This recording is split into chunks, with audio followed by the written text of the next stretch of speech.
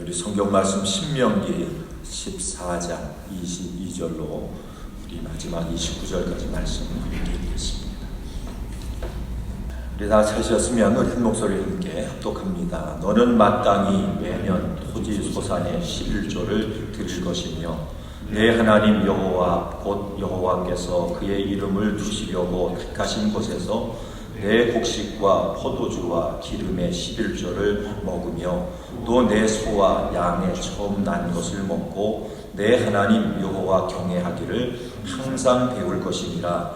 그러나 내 하나님 여호와께서 자기의 이름을 두시려고 택하신 곳이 내게서 너무 멀고 행로가 어려워서 내 하나님 여호와께서 그 풍부히 주신 것을 가지고 갈 수 없거든 그것을 돈으로 바꾸어 그 돈을 싸가지고 내 하나님 여호와께서 택하신 곳으로 가서 원하는 모든 것을 그 돈으로 사되 소나 양이나 포도주나 독주 등 내 마음에 원하는 모든 것을 구하고 거기 내 하나님 여호와 앞에서 너와 내 권속이 함께 먹고 즐거워할 것이며 매 3년 끝에 그의 소산의 10분의 1을 다 내어 내 성읍에 저축하여 너희 중에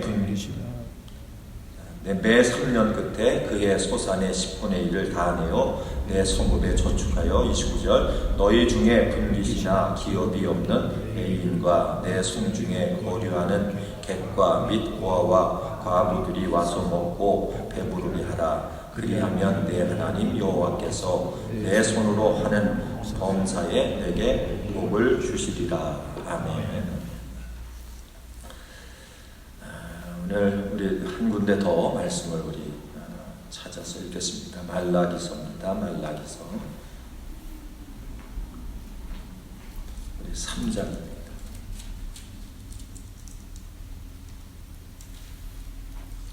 말라기 3장 우리 7절부터 우리 12절 말씀까지 읽겠습니다.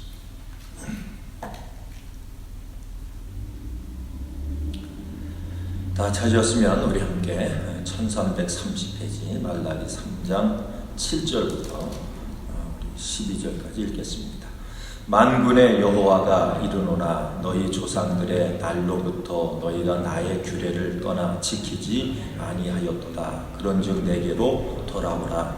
그리하면 나도 너희에게로 돌아가리라 하였더니 너희가 이르기를 우리가 어떻게 하여야 돌아가리까 하는도다. 사람이 어찌 하나님의 것을 도적질하겠느냐. 그러나 너희는 나의 것을 도적질하고도 말하기를 우리가 어떻게 주의 것을 도적질하였나이까 하는도다. 이는 곧 11조와 봉헌물이라. 너희 곧 온 나라가 나의 것을 도적질하였으므로 너희가 저주를 받았느니라. 만군의 여호와가 이르노라. 너희의 온전한 11조를 창고에 들여 나의 집에 양식이 있게 하고 그것으로 나를 시험하여 내가 하늘문을 열고 너희에게 복을 쌓을 곳이 없도록 두지 아니하나 보라. 만군의 여호와가 이르노라. 내가 너희를 위하여 메뚜기를 금하여 너희 토지 소산을 먹어 없애지 못하게 하며 너희 밭에 포도나무 열매가 기한 전에 떨어지지 않게 하리니 너희 땅이 아름다워짐으로 모든 이방인들이 너희를 복되다 하리라. 만군의 여호와의 말이니라. 아멘.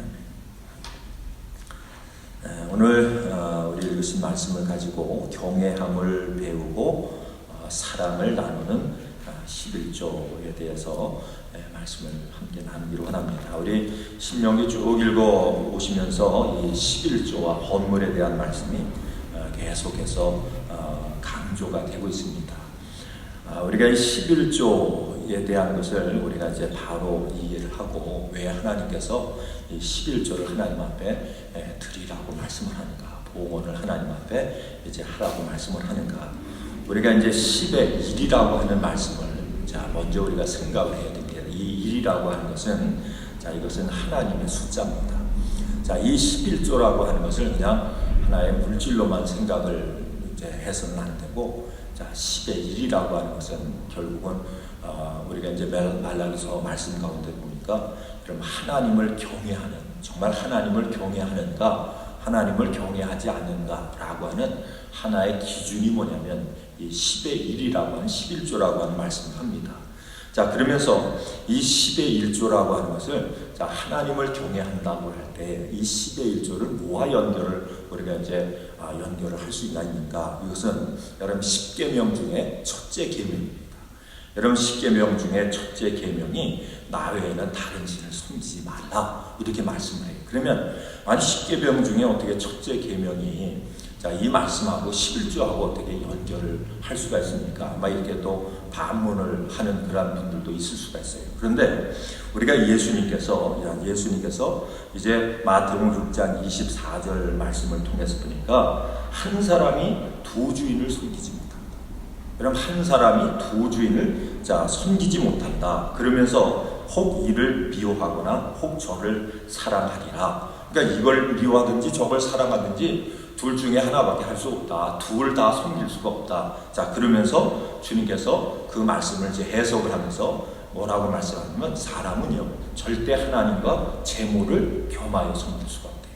그러니까 하나님 외에 다른 신을 섬기지 말라 이 말씀하고 예수님이 하신 마태복음 6장 24절을 통해서 보면 우리가 10의 1조를 하나님 앞에 이 물질을 드린다라고 하는 것은 뭘 고백하는 거냐면 하나님만이 나의 하나님이십니다.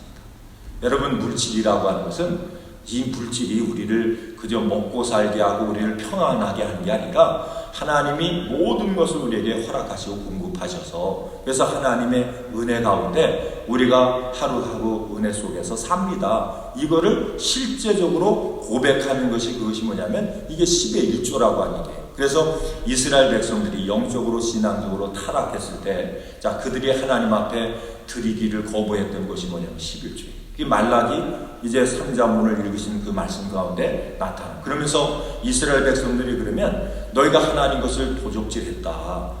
이렇게 얘기를 하면서 너희가 하나님 앞에 돌아와라. 그러니까 어떻게 우리가 하나님 앞에 돌아갑니까? 하나님께 너희가 돌아오면 하나님도 너에게 돌아갈 것이다. 이게 영적인 믿음적인 신앙적인 회복의 역사가 있을 것이다. 그러면서 어떻게 우리가 하나님 앞에 돌아갈 수 있습니까? 어떻게 하면 우리의 신앙을 회복할 수가 있습니까? 그랬더니 너희가 하나님 것을 도적질했는데 그게 뭐냐면 11조다.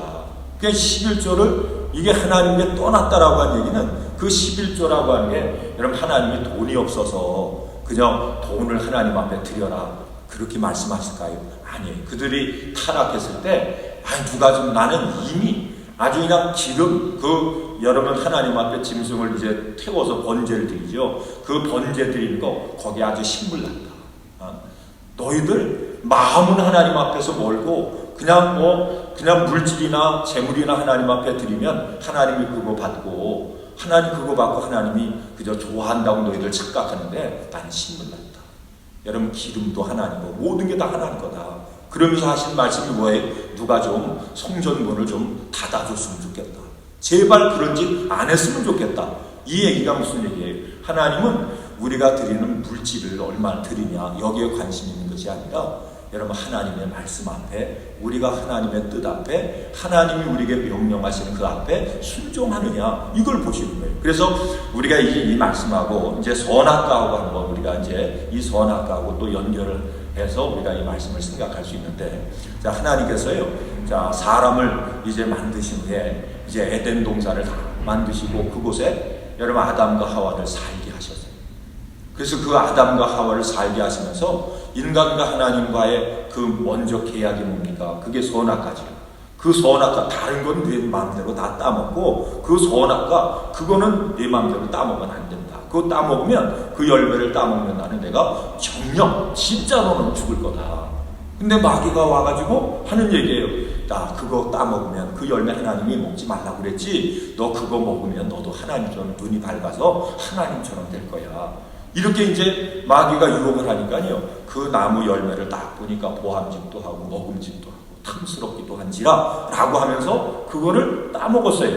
하와가 따먹고 그걸 또 이제 아담에게 줘서 같이 그 선악과를 따먹었어요. 그러면 이 말씀을 우리가 이 말씀 속에서 생각해야 될 게 뭐냐면 하나님도 인격적인 하나님이기 때문에요. 하나님께도 지정의가 있으신 거예요. 하나님의 뜻과 하나님의 의지와 하나님의 소견이 있어요. 우리 인간도 하나님의 형상을 따라서 만든 그런 인간이기 때문에 또 하나님의 생기를 줬어요.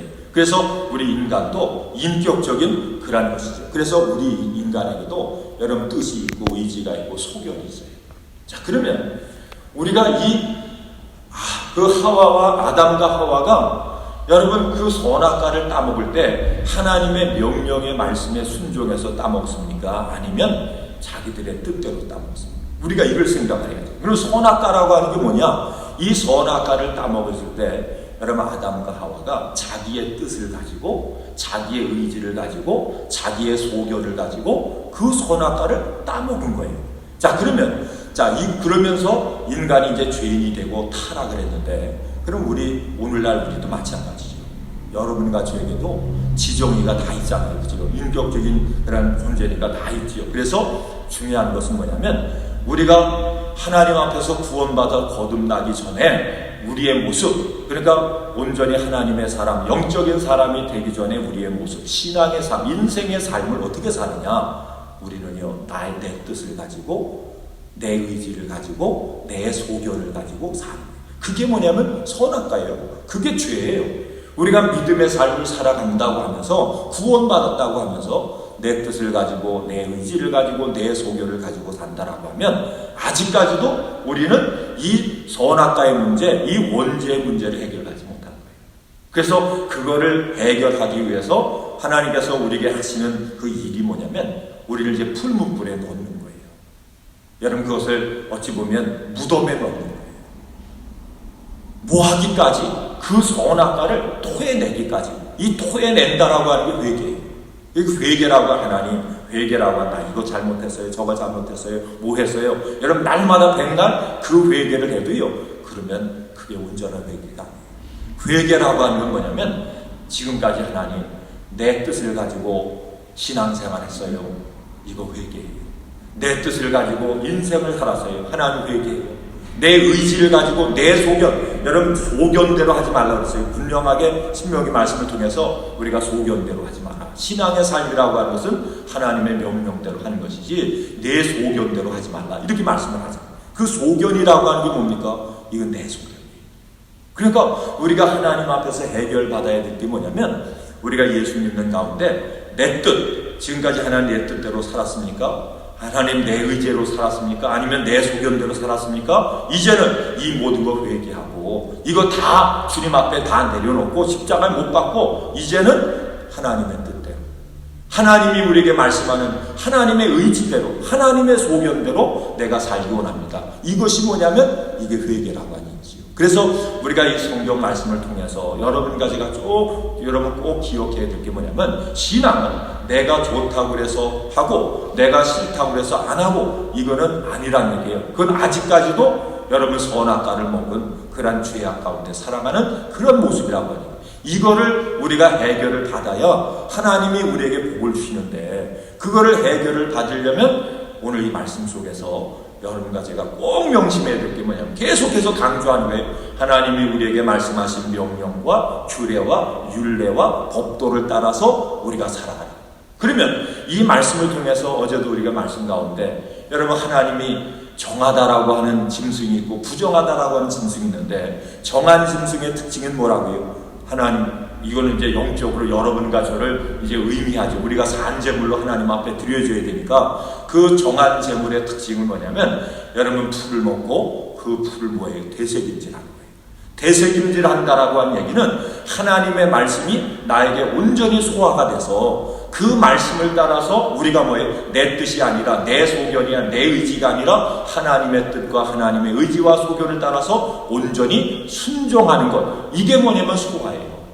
그러니까 하나님의 말씀이 여러분과 저의 말씀이 되었다. 이 성경 66권의 말씀이 나의 말씀이 됐다라고 하는 것은 뭐한 것만 우리가 소화가 돼서 그 말씀 앞에 순종한 것만 내 말씀이에요. 그래서 믿음이라고 하는 말은 주여 주여 하는 게 믿음이 아니라 믿음은 뭐라고 했습니까? 믿음은 순종이래요. 순종이 없는 믿음은 그래서 죽은 믿음이다.